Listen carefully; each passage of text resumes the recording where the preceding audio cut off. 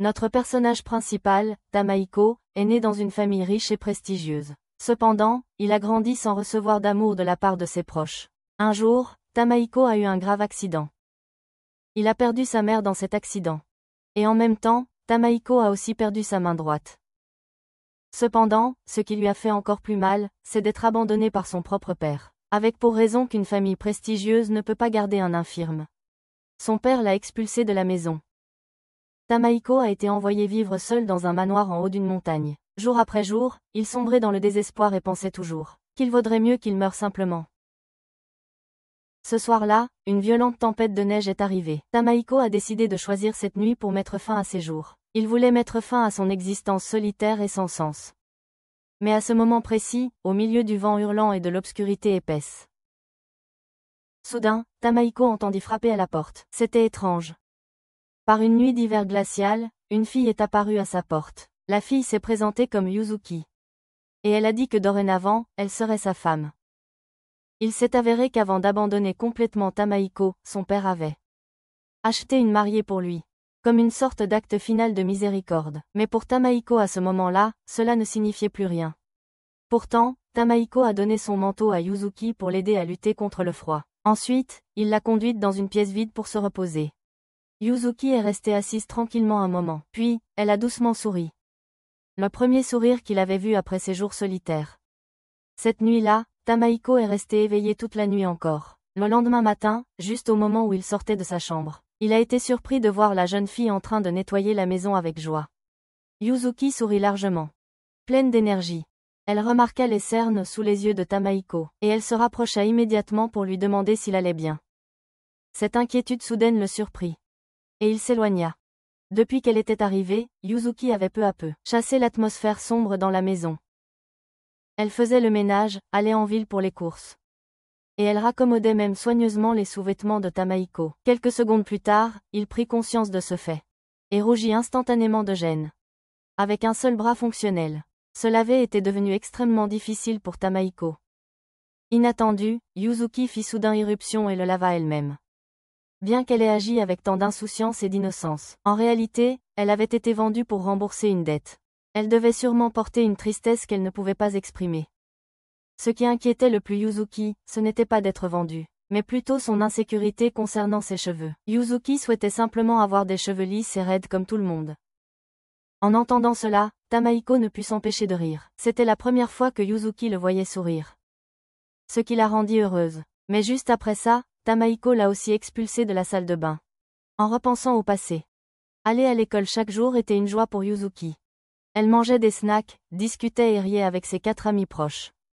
Quand elles ont appris qu'elle devait quitter l'école pour se marier et rembourser une dette, tout le monde était profondément inquiet. Tout ce qu'elle pouvait faire, c'était prier en silence pour que Yuzuki rencontre une personne gentille et mène une vie heureuse. Ce soir, c'est la Saint-Sylvestre, mais pour Tamaiko, ça ne signifie rien. Il n'a pas pu dormir à nouveau et est sorti pour s'asseoir seul. Tamaiko pensait à son père et à ses frères et sœurs, à ceux qui l'ont toujours maltraité depuis qu'il est devenu handicapé. Juste à ce moment-là, Yuzuki s'est approchée doucement. Elle a allumé un petit feu pour se réchauffer. Et elle a dit qu'elle voulait passer la nuit avec lui. À ce moment-là, Tamaiko comprit clairement. Yuzuki se sentait aussi seule et malheureuse, vivant sur une montagne froide avec un infirme comme lui. Chaque nuit, il pensait toujours, si je devais mourir. Probablement que personne ne viendrait à mes funérailles. Cette pensée l'empêchait de dormir. Mais Yuzuki commença doucement à chanter une chanson. Puis lui tendit une tasse de lait chaud. Maintenant, elle est venue et a doucement caressé sa tête. Le réconfortant comme le ferait un membre de la famille. En vérité, quand Yuzuki a appris qu'elle allait être vendue, elle avait aussi très peur. Mais dès le premier instant où elle a rencontré Tamaiko, elle a ressenti sa douceur et sa gentillesse. Cela a fait que Yuzuki s'est sentie vraiment chanceuse. Elle était sûre qu'il la chérirait. Elle voulait aussi bien traiter Tamaiko comme le mari qu'elle avait choisi. Puis, Yuzuki a suggéré, lors de la nuit du Nouvel An, dormons ensemble. À ce moment-là, Tamaiko était complètement perdue. Car c'était la première fois. Tamaiko décida de sortir un guide et de le feuilleter. Mais, de façon inattendue, ce que Yuzuki voulait dire, c'était simplement dormir ensemble. Rien de plus. En voyant Tamaiko avoir l'air un peu déçue, Yuzuki a dit, « Je suis encore juste une fille. Je veux réserver mon premier foie pour après notre mariage. » Tamaiko a demandé, « Tu comptes faire ça avec quelqu'un que tu n'aimes pas ? Yuzuki sourit. Ce n'est pas ça. Je veux être avec toi. Je crois qu'un jour, je tomberai vraiment amoureux de toi. Elle tira sur la manche de Tamaiko et dit doucement. Comment peut-on dormir comme ça, c'est surprenant. Cette nuit-là fut la première fois que Tamaiko put dormir si paisiblement. Le lendemain matin. Par une belle matinée. Tamaiko est accidentellement entrée dans la salle de bain. Sans savoir que Yuzuki était à l'intérieur, elle s'est dépêchée de s'excuser de lui avoir laissé voir une scène si troublante. Yuzuki a plaisanté en disant qu'il voulait probablement être dérangé, comme ça, encore une fois. Heureusement. La vapeur dans la pièce avait déjà tout flouté. Donc il n'a en fait rien vu de trop indécent. Pendant le petit déjeuner, Yuzuki ne s'est pas contentée de désarrêter le poisson pour lui. Elle s'est aussi penchée vers lui de manière très affectueuse. Elle a même tendu la main pour enlever un grain de riz collé au visage de Tamaiko. Ces petits gestes à elle ont touché le cœur de Tamaiko. Mais il se répétait sans cesse qu'il était un pessimiste. Il ne pouvait donc pas se laisser facilement influencer. Après cela, Tamaiko a reçu une lettre de son père. Dans la lettre, son père l'informait que les aînés de Tamaiko venaient de recevoir des propositions de mariage. Cependant, pour éviter d'apporter la honte à la famille, son père ne voulait pas que les beaux-parents le sachent, qu'il y avait un fils handicapé dans le foyer. Donc, il a décidé de traiter Tamaiko comme s'il était mort. Il a même prévu de tenir des funérailles fictives. En lisant cela, Tamaiko a presque perdu toute volonté de vivre. Il a cessé de manger. Et Tamaiko restait simplement allongée dans sa chambre. Ignore Yuzuki, qui ne cessait de l'appeler avec inquiétude. Après plus d'une journée de famine, Tamaiko a développé une forte fièvre. Il pensait à son père et aux 4 frères et sœurs qu'il avait abandonnés. Et cela le rendait encore plus déterminé à mourir. Tamaiko croyait que s'il mourait, Yuzuki serait aussi libéré de sa vie actuelle. Mais Yuzuki ne permettrait pas que cela arrive. Elle tenait son visage dans ses mains. Puis elle le réprimanda sévèrement, tout en l'exhortant à ne pas se torturer à cause du passé. Ensuite, Yuzuki étreignit Tamaiko, bien qu'il vomisse sur sa tenue préférée. Le lendemain matin, quand il se réveilla, Tamaiko réalisa que le kimono préféré de Yuzuki avait été ruiné à cause de lui. Il a donc décidé de l'emmener à Tokyo en guise d'excuse. Quand ils sont arrivés, Yuzuki était fascinée par l'animation, la ville moderne. Au magasin de tissus, elle ne pouvait pas détacher ses yeux des magnifiques étoffes. Finalement, elle en a choisi 2 qu'elle aimait vraiment. Mais elle ne savait pas lequel choisir. Tamaiko décida d'acheter les 2.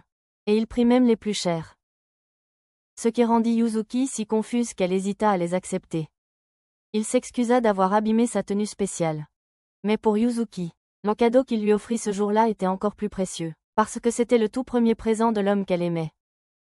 Elle le considérait comme un souvenir irremplaçable. Après ça, tous les 2 sont entrés dans une glacerie. Yuzuki a donné à Tamaiko une cuillère de manière décontractée, ce qui a fait que tout le monde autour d'eux les regardait sans fin. Quand Tamaiko a vu une famille passer du temps ensemble avec bonheur, il a soudain ressenti une vive douleur dans son cœur.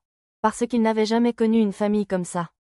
À la fin du voyage, lors du trajet en train de retour, Yuzuki était si fatiguée qu'elle s'est endormie sur son épaule. Quand le train a tremblé, Tamaiko l'a même rapproché de lui. Dans son cœur, elle a silencieusement promis de toujours rester à ses côtés, pensant qu'elle ne laisserait jamais Tamaiko se sentir seule à nouveau. À partir de ce moment-là, chaque fois qu'elle terminait ses tâches, Yuzuki sortait du tissu pour coudre. Après un mois, elle avait fini de confectionner une tenue, même si la zone des épaules semblait un peu enfantine. C'était quand même très mignon. Juste à ce moment-là, une fille est apparue. C'était Tamako, la sœur cadette de Tamaiko, avec un sourire espiègle. Elle a annoncé qu'elle resterait ici un moment pour s'amuser avec son frère. En rencontrant Yuzuki, Tamako montra un air de pitié, pensant que c'était triste qu'une fille aussi jeune que Yuzuki doive se marier. Mais en réalité, Yuzuki avait déjà 14 ans, soit 2 ans de plus que Tamako. Pourtant, Yuzuki devint rapidement la cible des brimades de sa belle-sœur. Tamako avait un caractère vif. Et elle avait toujours été prompte à dire des paroles dures depuis son enfance. Tamako agissait toujours à sa manière. Et personne ne pouvait jamais deviner ce qu'elle pensait. Yuzuki, cependant, elle ne l'a pas pris à cœur. Elle croyait que plus il y avait de gens, plus la maison serait heureuse. Yuzuki a même organisé une fête de bienvenue pour sa belle-sœur. Bien que Tamako et Tamaiko aient tous 2 été sans cesse taquinés. Le lendemain, Yuzuki invita Tamaiko à se promener. Il avait l'intention de refuser, mais il ne pouvait pas supporter de la rendre triste, même si Tamaiko vivait ici depuis un moment. C'était la première fois qu'il appréciait vraiment la nature locale.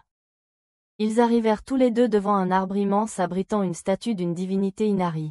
Et soudain, une scène de conte de fées s'est déroulée. Sans Yuzuki. Peut-être qu'il ne l'aurait jamais vue. Elle lui a même ramassé de l'eau de source à boire. Puisque les mains de Tamaiko n'étaient pas libres. Alors Yuzuki a utilisé sa main en coupe pour lui verser de l'eau. Et l'eau offerte par une épouse pourrait être la plus délicieuse au monde. Sur le chemin du retour, Yuzuki lui tenait la main. Elle a dit qu'elle voulait revenir ici ensemble au printemps. Quand ils se tenaient au sommet d'une montagne surplombant la ville, à ce moment-là, Tamako a remarqué que Yuzuki cuisinait. Curieuse de l'arôme alléchant de quelque chose. Il s'est avéré que Yuzuki faisait du caramel au lait.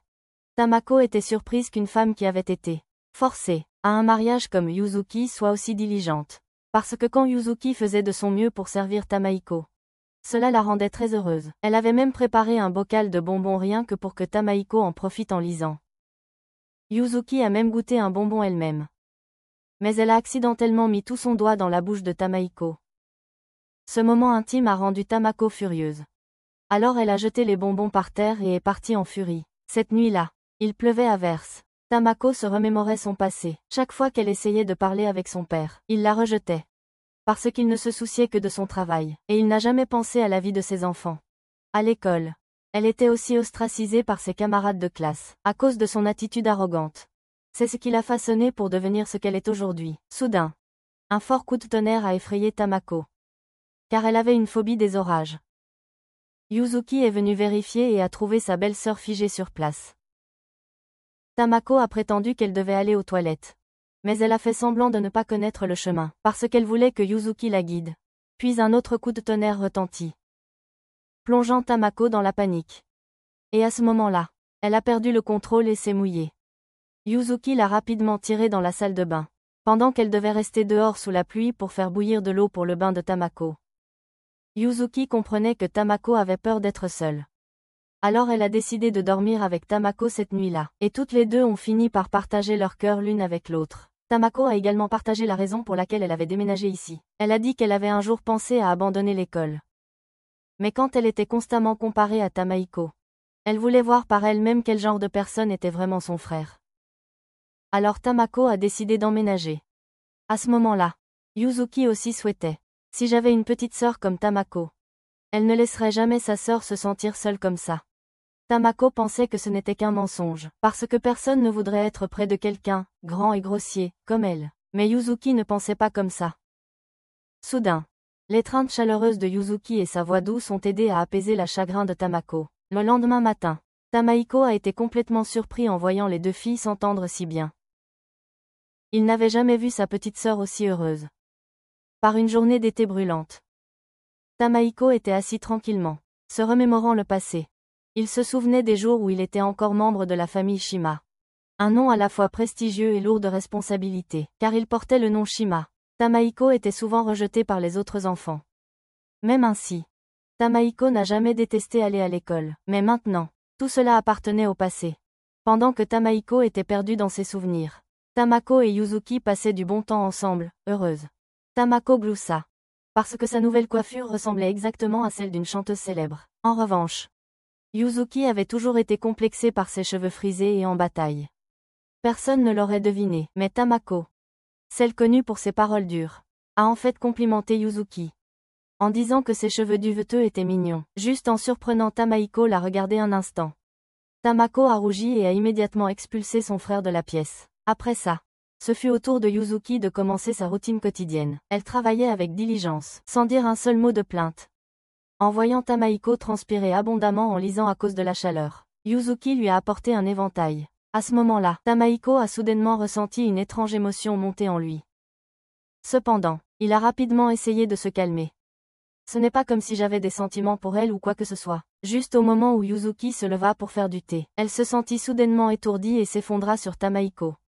Il dit rapidement. Si ça ne te dérange pas, tu peux t'appuyer un moment sur moi. Alors la petite fille resta assise à côté de lui un peu plus longtemps, avant que Yuzuki ne se lève enfin et ne rentre à l'intérieur. Mais juste au moment où elle entrait dans la maison, Yuzuki s'est soudainement effondré au sol. Tamaiko a paniqué. Il ne savait pas quoi faire. Tamako s'est précipité pour vérifier et a découvert que sa belle-sœur avait une forte fièvre. Tamako n'a pas permis à Tamaiko d'emmener Yuzuki se reposer. Car elle pensait que son frère n'avait qu'une seule main. Il pourrait accidentellement faire encore plus de mal à Yuzuki, pendant que les deux essayaient de desserrer le kimono de Yuzuki pour qu'elle soit plus à l'aise. Tamaiko se tenait simplement là, à fixer le vide, ce qui rendit Tamako furieuse. Même avec une forte fièvre, Yuzuki n'avait toujours pas oublié de préparer le déjeuner. Trop inquiète, Tamako a décidé de descendre au village pour appeler un médecin. Pendant ce temps, la seule chose que Tamaiko pouvait faire était d'éventer Yuzuki pour la garder au frais. En y repensant, Tamako avait raison. Avec ses mauvaises compétences en communication, s'il allait chercher un médecin, cela n'aurait fait que perdre du temps. Cependant, quand Tamaiko a même renversé de l'eau en essayant de la prendre, elle est revenue pour le trouver en train de nettoyer toute la maison tout seul. Cela agaçait Tamako, et elle l'a expulsé de la maison. Après que le médecin eut fini d'examiner Yuzuki, Tamaiko a essayé de le remercier et de lui offrir de l'argent. Mais à cause de sa façon maladroite de parler, le médecin a mal compris et a pensé qu'il était un membre arrogant de la famille Shima. Non seulement Tamaiko avait l'air physiquement plus grand que la normale, mais la famille Shima avait aussi une réputation froide, intimidante. Le médecin a conclu que Yuzuki était tombée malade à cause du surmenage. Il a supposé qu'elle n'était qu'une malheureuse servante forcée de travailler dur. Apparemment, les rumeurs sur la famille Shima, achetant une servante, s'étaient répandues dans le village. Les gens murmuraient même que la fille devait vivre en isolement avec un homme sur la montagne, ce qui était considéré comme extrêmement inhabituel, a dit le médecin. Il y a des choses que l'argent ne peut pas acheter, comme un bras en bonne santé, par exemple. À ce moment-là, Tamako s'est immédiatement avancée pour défendre son frère. Elle savait très bien que Tamaiko n'avait jamais considéré Yuzuki comme une simple servante, même si il est resté silencieux et a laissé les gens l'insulter. Il croyait que toute la faute venait de lui. Et qu'il était la raison pour laquelle Yuzuki s'était épuisée à travailler. Tamako se sentait aussi coupable. Parce que quand elle est venue ici, elle n'a fait qu'ajouter à leur fardeau. Mais elle le savait. Si elle n'avait pas été là aujourd'hui pour aider, Tamaiko aurait paniqué et n'aurait pas su quoi faire. À ce rythme, s'il ne changeait pas, un jour, Yuzuki pourrait vraiment s'effondrer pour de bon. Dès qu'elle a repris conscience, Yuzuki a demandé avec empressement des nouvelles des repas et du sommeil de Tamaiko. Tamako se demandait, pourquoi se souciait-elle autant de mon frère inutile? Un jour, elle pourrait facilement épouser un homme bien meilleur. Yuzuki a expliqué cela, il y a longtemps. Elle avait un ami qui était abusé par sa propre mère. Chaque jour, on lui disait des choses comme « Tu devrais juste mourir », tout comme Tamaiko se sent maintenant. À l'époque, elle a demandé à sa propre mère « Comment puis-je sauver mon ami de tels mots cruels ?» Sa mère lui avait dit un jour « Déverrouiller un cœur qui a été fermé hermétiquement est incroyablement difficile. Mais si tu es vraiment prête à traverser ensemble les moments heureux comme les moments tristes, alors un jour, le bonheur reviendra sûrement. Les âmes blessées ont toujours besoin d'un endroit où s'appuyer et être réconfortées. Après tout, Tamaiko serait son mari dans le futur. Juste entendre le mot mari a fait rougir Yuzuki de gêne. Debout à proximité, Tamako pensa silencieusement. Je commence à devenir comme elle. Pendant ce temps, Tamaiko ne pouvait toujours pas s'empêcher de se blâmer. Alors il décida d'aller voir Yuzuki. Mais il fut complètement choqué de la voir se tenir la poitrine. Du sang imbibait ses vêtements. Il s'avéra que ce n'était qu'une coupure à la main.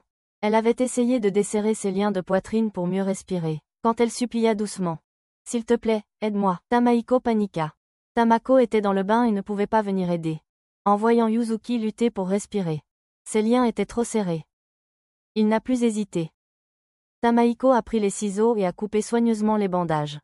Mais il ne s'attendait pas à ça. Ce qu'il a vu ensuite était quelque chose qu'il n'aurait jamais imaginé. Tout ce temps, il avait toujours pensé que Yuzuki était une fille à la poitrine plate. Mais parfois, les apparences peuvent être trompeuses. Peu après, elle reprit connaissance.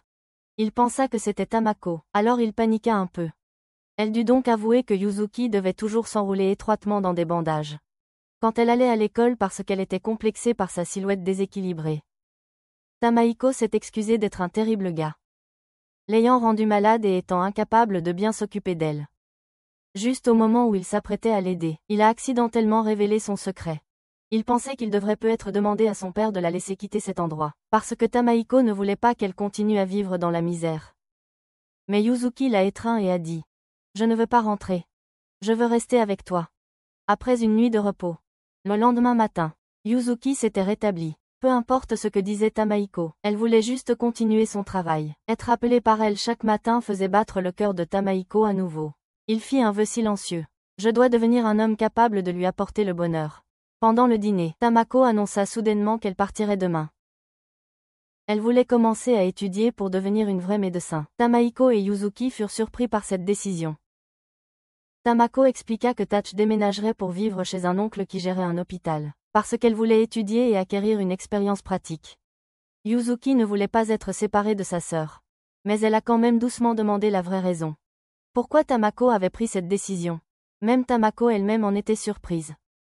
Jusqu'à maintenant, elle n'avait toujours vécu que pour elle-même, sans jamais se soucier des autres. Cependant, quand elle a vu Yuzuki gravement malade, le corps de Tamako semblait agir de lui-même. Elle a tout essayé pour aider Yuzuki. La même fille qu'elle trouvait autrefois agaçante, même si la famille Shima interdisait strictement de travailler pour les autres ou d'accomplir des tâches serviles. Tamako était pourtant déterminée à devenir médecin. Elle voulait être quelqu'un capable de sauver les personnes souffrantes. Avant de partir, Tamaiko est venue remercier sa sœur pour tout ce qu'elle avait fait.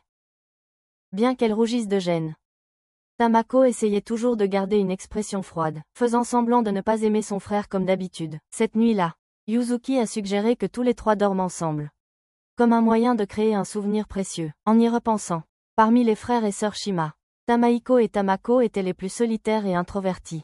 Tamaiko se souvenait encore clairement de ce que ça faisait d'être porté et réconforté par Yuzuki lorsqu'il était désespéré. Cette fois, il voulait faire la même chose pour sa petite sœur. Il a doucement serré Tamako dans ses bras. Au début, Tamako était un peu timide, mais elle ne résistait pas du tout. À ce moment-là, il pensa, si seulement nous nous étions compris plus tôt. Peut-être aurions-nous pu être les plus proches des frères et sœurs. Tamako était quelqu'un qu'il avait toujours trouvé difficile à approcher, mais en réalité, c'était la petite sœur qu'il chérissait le plus dans la famille. Après l'avoir tenue doucement pendant un moment, Tamaiko sortit soudainement de sa rêverie, en réalisant que son geste avait peut-être été trop brusque. Mais Tamako resta silencieuse, puis détourna la tête. Elle n'a pas grondé Tamaiko. Elle s'est juste mise à rougir, comme si elle essayait de cacher quelque chose. Le lendemain matin, Yuzuki s'est réveillé tôt pour préparer une boîte à lunch spéciale pour dire au revoir à Tamako. Tamako est venue à la table, préparée à les taquiner avec quelques mots comme elle le faisait toujours. Mais cette fois, quand Tamaiko lui a doucement caressé la tête, Tamako a soudainement rougi et a murmuré. La prochaine fois, si tu veux me caresser la tête, regarde-moi dans les yeux et fais-le, ne te faufile pas sur moi au milieu de la nuit comme ça. Alors, elle savait tout depuis le début. Dans le train de retour vers Tokyo, Tamako était assise tranquillement quand elle a accidentellement ouvert son sac à dos. Elle a découvert un livre sur la médecine. C'était un cadeau que son frère avait secrètement laissé pour elle. Tamako a tenu le livre. Elle a regardé la couverture pendant longtemps et a souri. Ses deux chers frères et sœurs de son cœur ont été ceux qui ont changé sa vie. Pendant ce temps, de retour à la maison, Yuzuki se préparait à aller au marché du village. Dès qu'elle mit les pieds sur le marché, elle entendit le bavardage excité des villageois. Tamaiko se souvint soudain des rumeurs que le médecin avait mentionnées l'autre jour, et une vague d'inquiétude monta dans son cœur. Il courut rapidement après Yuzuki. Tamaiko proposa de porter ses sacs. Il craignait que les commérages autour d'eux ne rendent Yuzuki triste. Mais il se trompait. Yuzuki se tourna vers lui, lui prit la main, et dit avec un sourire éclatant, « Je suis vraiment heureuse de faire du shopping avec toi comme ça. » Ils ont fait du shopping ensemble, en discutant et en riant en chemin. À ce moment-là, Tamaiko avait l'impression de revivre son enfance, le seul moment où il avait connu une véritable joie. À cette époque, ses seuls amis étaient des livres. Voir un étal de livres lui faisait illuminer les yeux. Il a dit à Yuzuki que depuis qu'il était enfant, les livres étaient ses seuls amis. Même le jour de son anniversaire, Tamaiko n'a jamais reçu de livre de son père. Tous les jours qui auraient dû être heureux. Il ne pouvait que rester seul dans la bibliothèque. Soudain, une étrange fille est apparue. Elle a commencé à suivre Tamaiko et Yuzuki en secret, de loin, et le regard dans ses yeux était plutôt sinistre. Ce soir-là, la table du dîner était remplie de plats spéciaux. Il s'est avéré que Yuzuki avait découvert que c'était l'anniversaire de Tamaiko. Elle avait discrètement demandé à Tamako de tout préparer à l'avance. Non seulement elle avait cuisiné, Yuzuki lui a aussi offert un petit cadeau mais chargé de sens. Un marque-page fait main avec des fleurs pressées par elle. Yuzuki a dit que ça lui rappelait Tamaiko. Parce qu'il était silencieux et simple, mais chaleureux. Pour la première fois de sa vie, quelqu'un lui avait offert un cadeau d'anniversaire. Tamaiko ne pouvait pas cacher ses émotions. Ses mains commencèrent à trembler. Et des larmes coulaient avant même qu'il ne s'en rende compte. À ce moment-là, il a serré Yuzuki dans ses bras.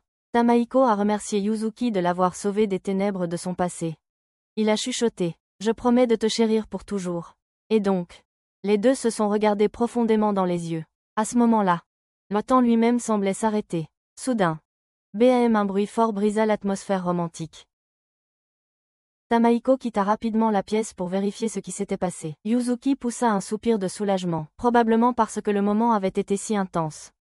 Tamaiko ressentait la même chose. Aucun des deux n'avait encore pleinement assimilé la douceur qu'ils venaient de partager. Lorsqu'il arriva dans le salon, Tamaiko découvrit que quelqu'un avait cassé son bocal à bonbons préféré. Devant lui se tenait la même étrange fille qui les avait espionnés plus tôt. Non seulement elle avait cassé quelque chose, elle tenait aussi un livre du trésor personnel de Tamaiko. Un des livres interdits qu'il avait toujours gardé caché. Avec un regard espiègle mais séduisant, elle a dit qu'elle voulait aider Tamaiko, pratiquer les choses écrites dans le livre. Un doux parfum émanait de son corps, faisant légèrement tourner la tête à Tamaiko. Mais avant qu'il ne puisse comprendre quoi que ce soit, elle a sauté par la fenêtre et a disparu. Yuzuki est venu le chercher ensuite pour lui demander ce qui s'était passé, mais Tamaiko a choisi de garder le secret. Il avait peur que la vérité sur le livre magique soit révélée. Alors qu'il se cherchait pour s'assurer que tout était encore là, Tamaiko réalisa soudain que le marque-page et son portefeuille avaient été volés par elle, mais il se fichait de l'argent.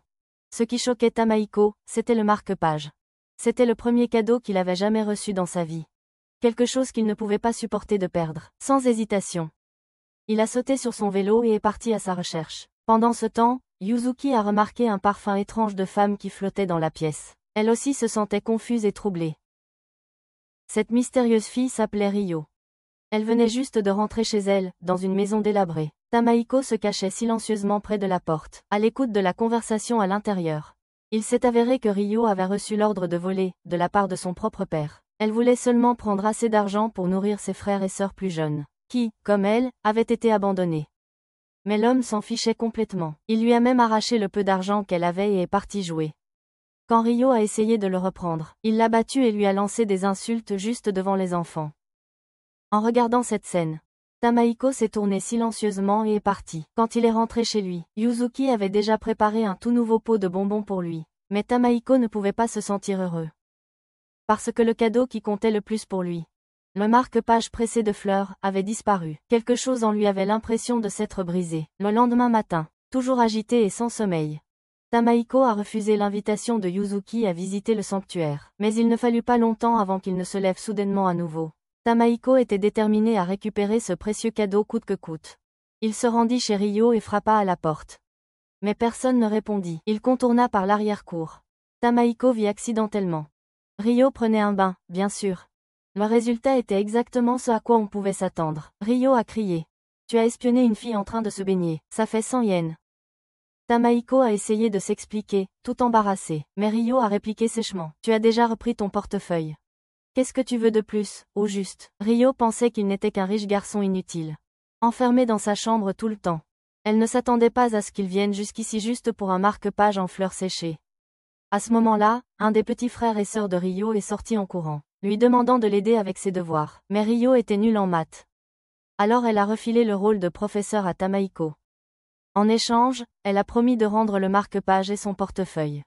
Tamaiko accepta à contre-cœur. Après un peu de tutorat, il commença à s'attacher aux enfants. Ils étaient joyeux, pleins d'énergie. Et il l'appelait même « professeur ». Cela fit légèrement rougir Tamaiko. Finalement, Ryo découvrit que le marque-page était un cadeau de Yuzuki, voyant à quel point Tamaiko l'appréciait. Elle n'a rien dit de plus. Alors que Tamaiko s'apprêtait à partir, les enfants ont fait signe de la main et lui ont dit au revoir, leur professeur, ce qui a suscité en lui un sentiment indescriptible. Mais alors, le père ivre est soudainement revenu.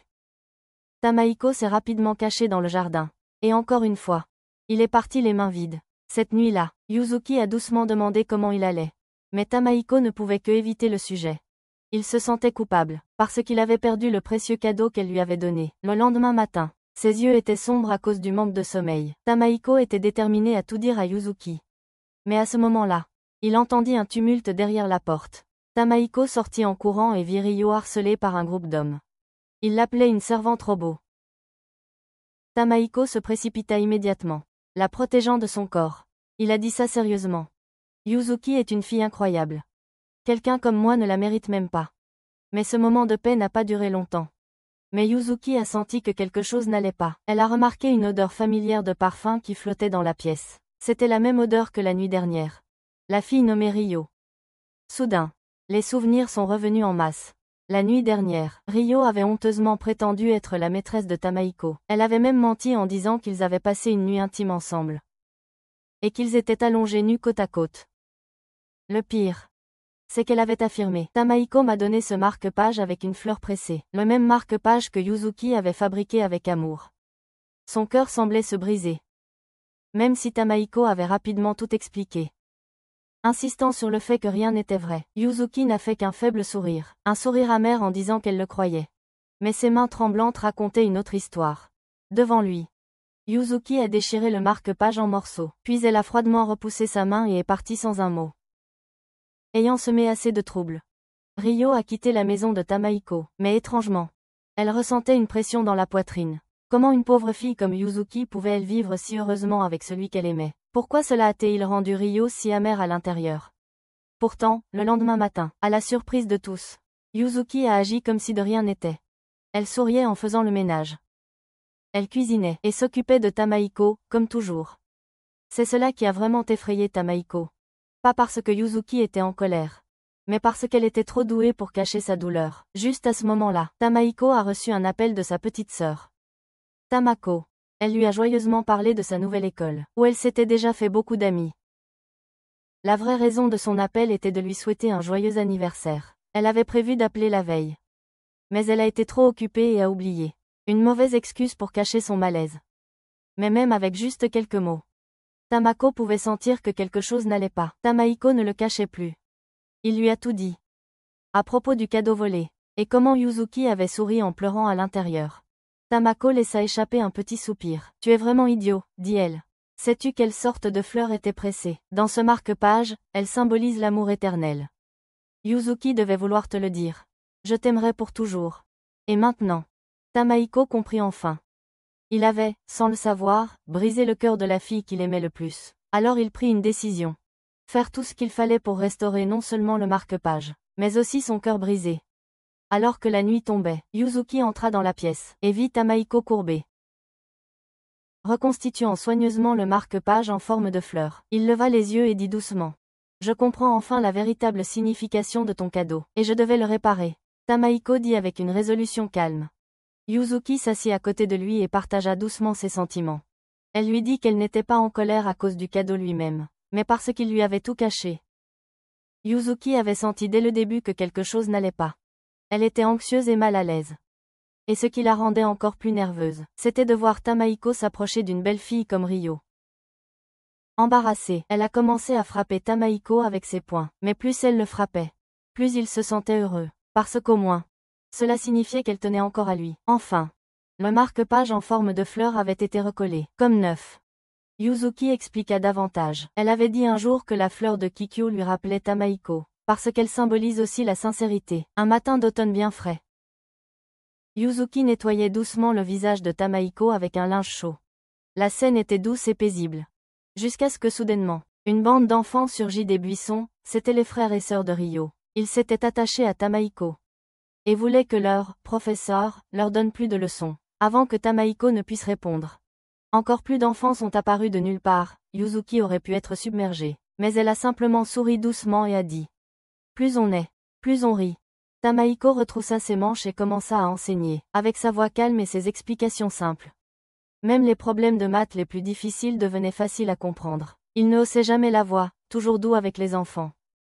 L'un d'eux l'a appelé « Sensei », ce qui l'a fait rougir. Et toute la bande a éclaté de rire. De loin, Yuzuki regardait son mari.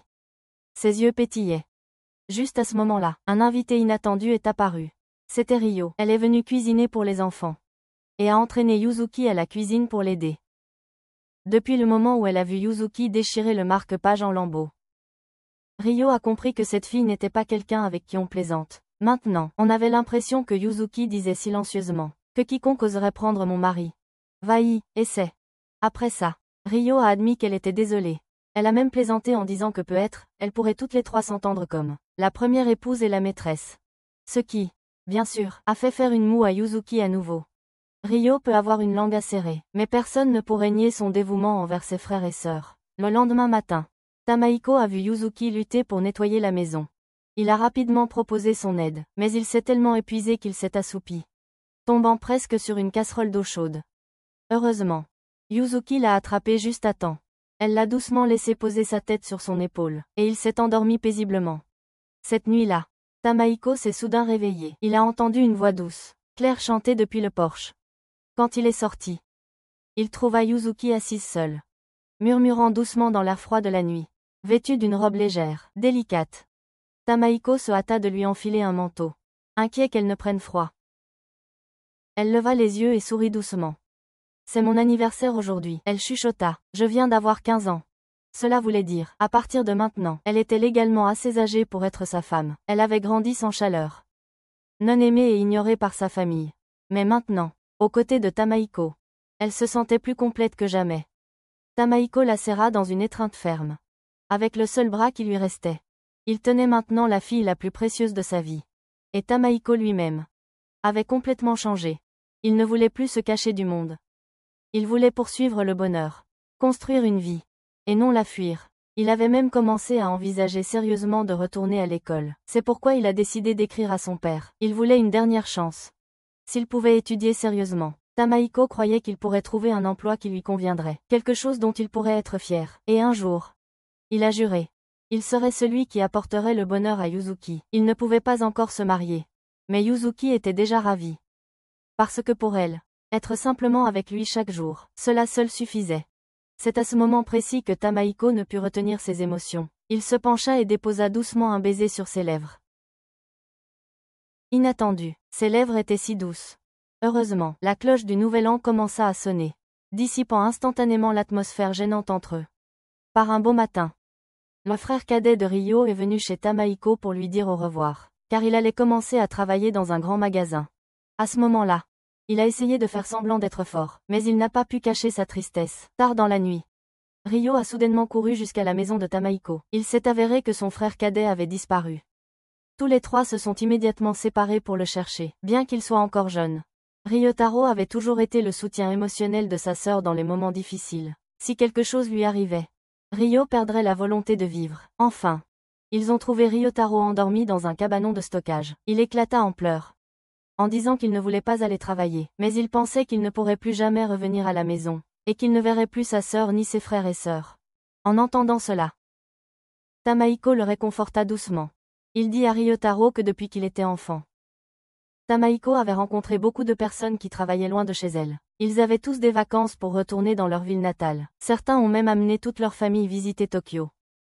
Il imaginait le jour où il pourrait emmener toute sa famille en voyage partout. Et Ryotaro a commencé à changer sa façon de penser. Juste à ce moment-là, Ryo est arrivé à temps. Elle a immédiatement pris son petit frère dans ses bras, et tous les deux se sont effondrés par terre, émus. Au début, elle ne voulait pas laisser partir Ryotaro, mais cette fois, il voulait vraiment travailler. Ryotaro espérait qu'un jour, il pourrait emmener sa sœur dans de nombreux endroits, le jour des adieux. Yuzuki a préparé un sac de bonbons pour que Ryotaro en mange en chemin. Il a promis à sa sœur qu'un jour, il emmènerait tout le monde en voyage partout.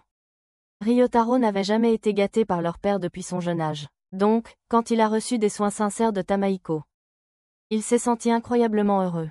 Et donc, l'émouvant adieu est arrivé à sa fin. En attendant, encore et encore, Tamaiko envoyait des lettres à son père, exprimant son désir de retourner à l'école, mais il ne recevait jamais de réponse. D'un autre côté, Yuzuki continuait à échanger régulièrement des lettres avec ses amis. Un jour, une lettre est arrivée pour Tamaiko.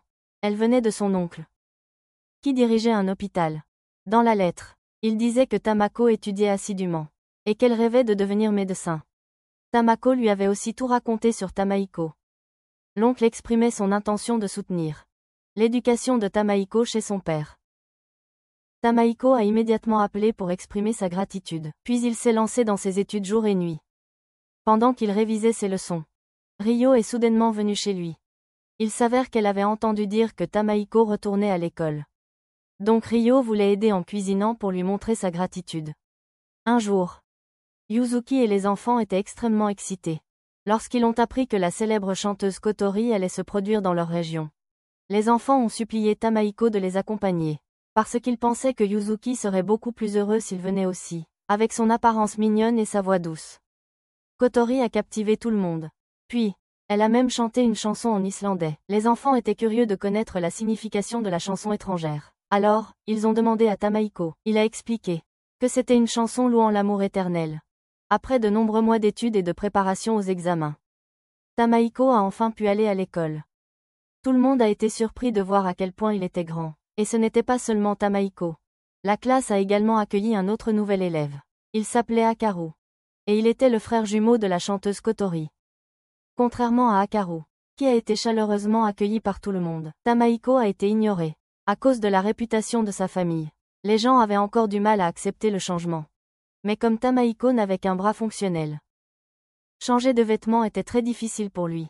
Donc, le tout premier jour d'école, il est arrivé en retard et a fait en sorte que toute la classe soit punie par le professeur Depps avec un tour de terrain. Pendant le déjeuner, Tamaiko s'est assis seul en silence, même si le déjeuner de Yuzuki était délicieux. Des larmes continuaient de couler de ses yeux. Le cours d'aujourd'hui était l'art, avec pour thème « Dessine la personne que tu aimes le plus ». Hakaru voulait s'asseoir à côté de Tamaiko et faire le devoir ensemble. Il a essayé de se retenir, mais il a fini par rire, quand il a vu le dessin de Tamaiko représentant Yuzuki. Le dessin lui rappelait son grand-père. Pendant que les deux continuaient à se chamailler comme ça, ils ont fini par être punis par le professeur. Les deux ont dû s'asseoir et dessiner des portraits l'un de l'autre. Hakaru est venu chez Tamaiko pour terminer le devoir et a été chaleureusement accueilli par Yuzuki. Hakaru a essayé de lancer des conversations pour que Tamaiko parle davantage. Quand Yuzuki a demandé comment se passait l'école, Tamaiko a menti et a dit que tout le monde à l'école était gentil avec lui. En entendant cela, Yuzuki se sentit soulagée parce qu'elle pensait que son mari avait enfin fait des amis. Après avoir terminé leur dessin, Hakaru révéla qu'il avait entendu toute leur conversation plus tôt.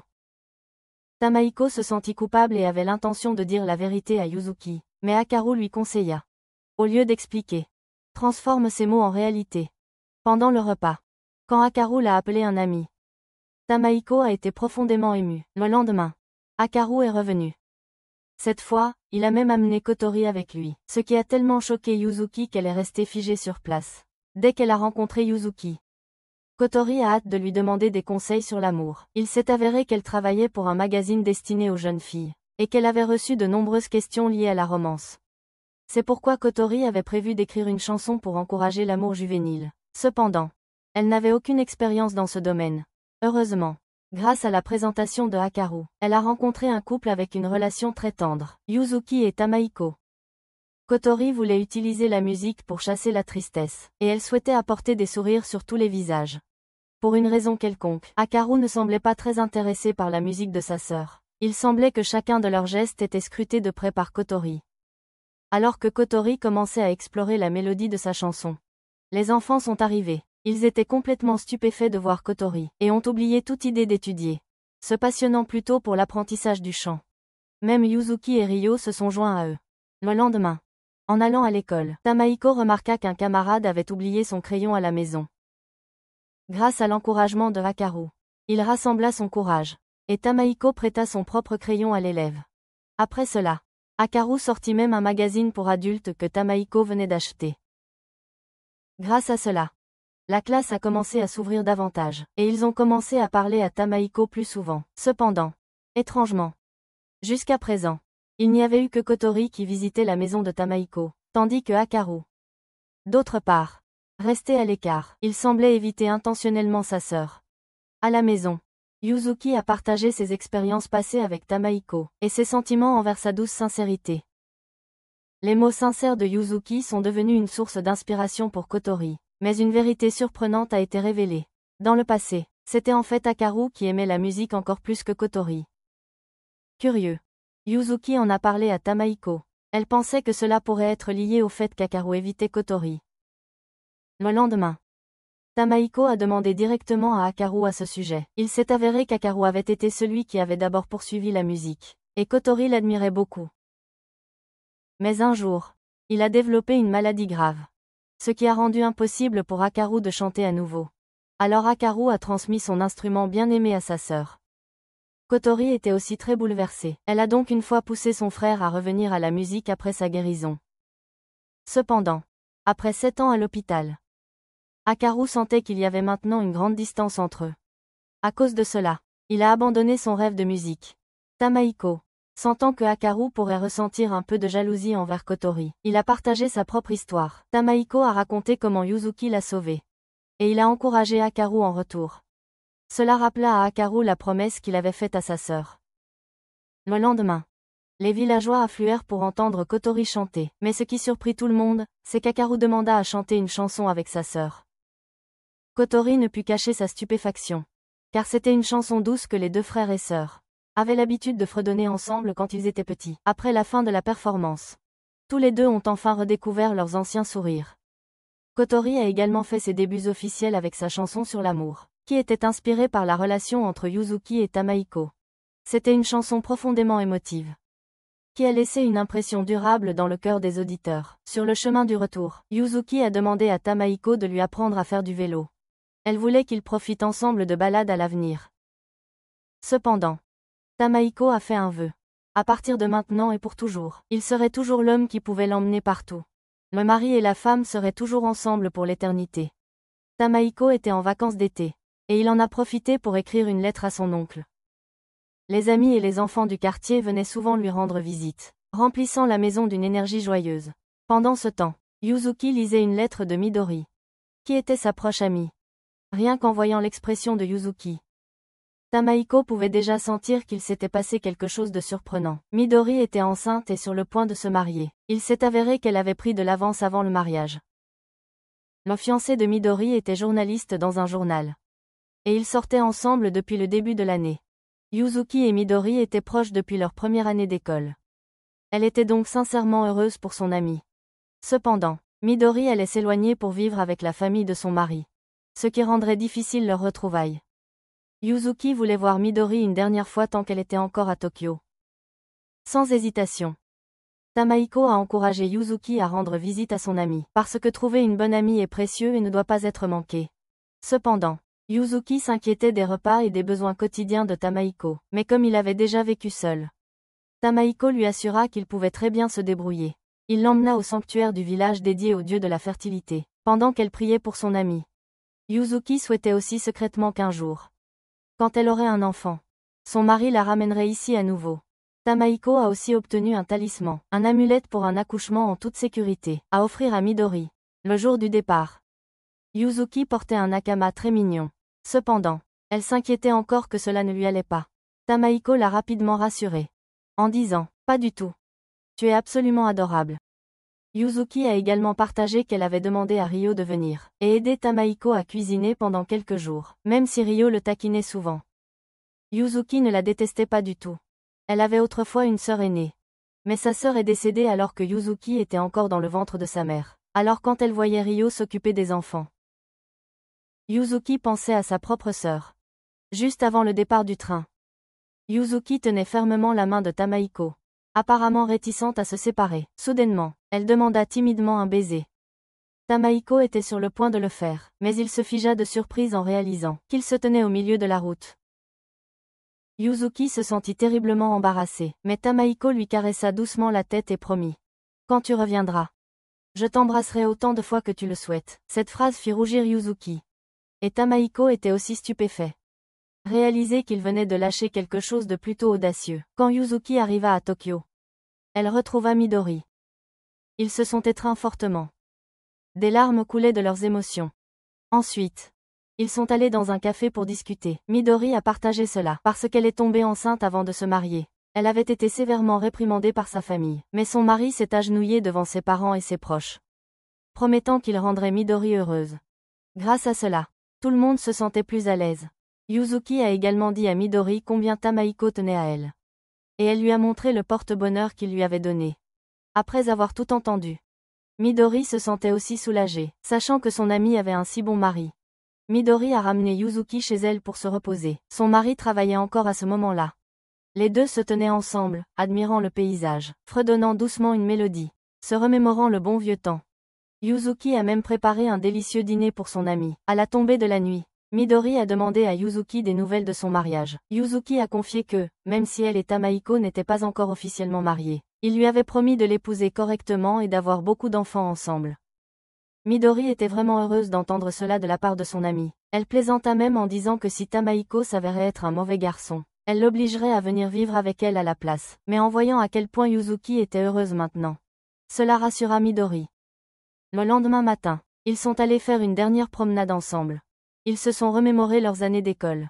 Et les moments où ils avaient partagé leurs rêves l'un avec l'autre. Le rêve d'avoir un bon mari et une famille heureuse. Midori n'avait plus de regrets maintenant. Elle se sentait complètement sereine et prête à commencer sa nouvelle vie en tant qu'épouse. Avant l'arrivée du train, ils ont passé la matinée à se promener et à s'amuser. Pendant ce temps, chez lui, Tamaiko essayait de paraître normal à l'extérieur, mais au fond de lui, il était anxieux et agité. C'était la première fois qu'il désirait autant que quelqu'un revienne. Puis, un énorme tremblement de terre frappa sans prévenir. Tamaiko se précipita immédiatement dans la ville. Devant ses yeux se trouvait une scène de totale dévastation. Des maisons s'étaient effondrées. Des gens étaient piégés sous les décombres. Bien que ce ne fût qu'un petit village, les dégâts étaient inimaginables. Si c'était aussi grave ici, alors Tokyo, densément peuplé, a dû souffrir bien plus. Tamaiko est rentré chez lui. Il s'est assis dans un coin et a enfoui son visage dans ses mains. Submergé par l'inquiétude pour Yuzuki, une obscurité, une pensée terrifiante après l'autre tourbillonnait dans son esprit. Il se reprochait de l'avoir laissé partir pour Tokyo. Mais ensuite, il entendit un chat miauler depuis la chambre de Yuzuki. Tamaiko s'est rapidement précipité pour vérifier. Heureusement, le chat était sain et sauf. Par hasard, il a découvert une lettre que Yuzuki avait laissée derrière. C'était un message d'anniversaire pour lui, avec une écharpe tricotée à la main et une paire de gants en laine qu'elle avait fait elle-même. Bien que sa main droite fût paralysée, elle avait également créé un ensemble assorti pour elle-même, espérant qu'à l'arrivée de l'hiver, ils pourraient marcher ensemble dans les rues froides, main dans la main. Rien que d'y penser, Tamaiko ne pouvait plus rester immobile. Il avait pris sa décision. Il devait aller chercher Yuzuki.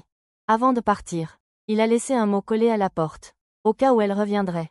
Elle saurait qu'il était sorti à sa recherche. Ryo a insisté pour l'accompagner, car elle voulait retrouver son petit frère, Ryotaro, qui travaillait également à Tokyo à l'époque. Les enfants sont restés pour aider les villageois. Tamaiko leur a dit, si vous voyez quelqu'un qui a perdu sa maison, amenez-le chez moi. Le voyage du village à Tokyo prendrait presque 2 jours à pied. Même ainsi, Ryo ne s'est jamais plaint. Cette nuit-là, ils se sont reposés dans un petit sanctuaire, avec seulement une main fonctionnelle. Tamaiko a quand même réussi à préparer quelques boulettes de riz à manger en chemin. Quand ils sont enfin arrivés, Tokyo s'était transformé en un enfer vivant. La ville était presque complètement détruite. La gare de Tokyo était le seul endroit encore debout. Tant de gens s'étaient rassemblés là pour chercher refuge. Tamaiko cria le nom de Yuzuki. Encore et encore, au milieu de la foule en panique. Mais il était trop épuisé. Il finit par s'effondrer. Quand il se réveilla, son oncle était assis à ses côtés. Des équipes de secours de tout le pays étaient arrivées à Tokyo. Son oncle lui a dit de se reposer. Mais Tamaiko a refusé. Il s'est levé et a continué sa recherche désespérée de Yuzuki. Son oncle était choqué de voir à quel point son neveu autrefois indifférent avait changé. Même Tamako était différente maintenant. Ils ont tous deux souhaité bonne chance à Tamaiko et espéré qu'il retrouverait bientôt sa future épouse. Tamaiko et Tamako se sont séparés pour la chercher. Il a même affiché des avis de personnes disparues à une hauteur où Yuzuki regarderait naturellement, espérant qu'elle enverrait un. Mais plus il cherchait, plus c'était désespéré. La vue des cadavres éparpillés partout était déchirante. Et Tamaiko a presque perdu toute force pour continuer. Heureusement, Tamako était là pour l'encourager. Elle a beaucoup pleuré, mais elle a refusé de lâcher la main de son frère. À la tombée de la nuit, ils ont vu une fille au regard suspect debout sur un pont. Craignant qu'elle ne saute, ils se sont précipités vers elle, mais il s'est avéré que, elle priait simplement. Ils ont vu le charme dans sa main. Et Tamaiko a compris qu'il appartenait à Midori. Il a immédiatement demandé des nouvelles de Yuzuki. Midori a été prise d'émotion et a dit, après l'incendie, la foule nous a séparés. Quand je me suis réveillée, j'étais à l'infirmerie, mais Yuzuki était introuvable. À ce moment-là, Midori s'est excusée. Parce que c'était elle qui avait invité Yuzuki à Tokyo. Mais Tamaiko ne lui en a pas voulu. Au contraire, il a demandé des nouvelles du bébé qu'elle portait. Il a demandé à Tamako de rester et de s'occuper de Midori, pendant qu'il continuerait à chercher Yuzuki. Il a fouillé chaque corps dans les décombres. Et ce fut une nuit blanche. Il se souvenait du riz que Yuzuki avait l'habitude de cuisiner, alors que des larmes coulaient silencieusement sur son visage. Soudain, il est tombé nez à nez avec Kotori et Hakaru. Il chantait et distribuait de la nourriture à travers Tokyo pour remonter le moral des gens. Ils lui ont donné une boule de riz et des paroles réconfortantes. Tous les deux voulaient lui donner de la force. À peu près à ce moment-là, Ryo avait retrouvé son petit frère. Les villageois s'étaient aussi mis à l'abri en toute sécurité chez Tamaiko. Tamaiko était toujours le seul à chercher son être cher. À ce moment-là, un petit garçon a arraché le riz qu'il avait économisé, mais la petite sœur du garçon était tombée. Alors il est revenu s'excuser et a rendu le riz. Tamaiko n'était pas du tout en colère. Au contraire, il a partagé le riz avec les deux enfants. Ils ont dit qu'ils voyageaient avec une jeune femme qui n'était pas de leur famille, mais quelqu'un qui avait sauvé la petite fille de tomber dans une rivière. Lorsque Tamaiko a demandé le nom de la fille, il s'est avéré que c'était Yuzuki, alors il s'est précipité à l'intérieur immédiatement. À ce moment-là, elle était inconsciente, mais la respiration de Yuzuki était régulière, et son corps était encore chaud. Il a ensuite demandé aux deux enfants de trouver Kotori et lui a donné des nouvelles de la situation. Puis il a attaché la main de Yuzuki à la sienne et a couru, aussi vite qu'il pouvait vers la station médicale. Dans son inconscience, Yuzuki rêvait qu'elle était perdue dans une tempête de neige. Elle souhaitait simplement revenir auprès de Tamaiko. Elle se souvenait de leur première rencontre, quand son père l'avait appelé « le fardeau de la famille ». Mais pour Yuzuki, il était la première personne à la traiter avec chaleur et gentillesse. Lorsque l'incendie a éclaté, elle s'est séparée de Midori. Alors Yuzuki erra seule à travers les ruines et rencontra les deux enfants. Après cela, elle s'évanouit, au fond d'elle-même. Elle n'avait qu'un seul souhait. Voir Tamaiko une dernière fois. Enfin, elle s'est réveillée. Devant elle se tenait la personne qu'elle avait désirée alors qu'elle approchait de la mort. Il pleurait et appelait son nom. Yuzuki la serrait fort dans ses bras, et aucun d'eux ne pouvait retenir ses émotions. Alors ils s'embrassèrent au milieu de la foule tandis qu'elle continuait de dire « Je t'aime ». Après cela, tout le monde était ravi d'apprendre que tout le monde était en sécurité. Elle a demandé à Tamaiko de lui donner sa bouillie comme à un enfant. À ce moment-là, le père de Tamaiko et sa grande sœur sont apparus. Il est venu forcer son frère cadet à arrêter de distribuer de l'aide. Et il est retourné s'occuper de son fils aîné blessé. Mais l'oncle a refusé. Alors le père est parti, tandis que Tamaiko se sentait heureux de savoir que son père était toujours en vie. Un mois plus tard, tout le groupe est retourné au village. Ils ont découvert une source chaude à proximité que seuls les villageois connaissaient. Les filles étaient toutes excitées. Surtout quand elles ont remarqué le ventre arrondi de Yuzuki.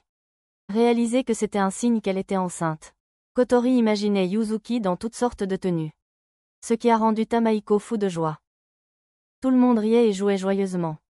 Tamaiko et les enfants se détendaient dans la source chaude. À ce moment-là, Ryo a avoué qu'elle avait autrefois vendu son corps pour de l'argent. Mais Ryotaro l'avait arrêtée à temps. Pourtant, elle a admis qu'elle était profondément jalouse du bonheur de Yuzuki. Même ainsi, Yuzuki tenait toujours profondément à elle. Pendant ce temps, Tamako était ouvertement jalouse, parce qu'elle voyait à quel point Ryo était proche de sa belle-sœur. Tamako voulait aussi avoir des conversations comme ça. Quand Tamaiko est rentré chez lui, il a vu les enfants courir pour lui souhaiter un joyeux anniversaire, même si c'était tard. Tout le monde avait préparé un grand festin ensemble. Après cela, ils sont allés une fois de plus au sanctuaire d'Inari. Yuzuki lui a de nouveau confessé son amour. Elle savait qu'elle ne devrait probablement pas, mais Yuzuki voulait encore tenir la main de Tamaiko et l'embrasser, encore et encore, plusieurs fois. Parce qu'elle chérissait vraiment l'amour qu'elle avait dans cette vie. La vidéo d'aujourd'hui touche à sa fin. Si vous l'avez appréciée, n'oubliez pas de liker, partager, et vous abonner. Abonnez-vous pour soutenir Oni-chan dans la création de vidéos plus amusantes. Merci d'avoir regardé jusqu'à la fin. Je vous aime tous toujours.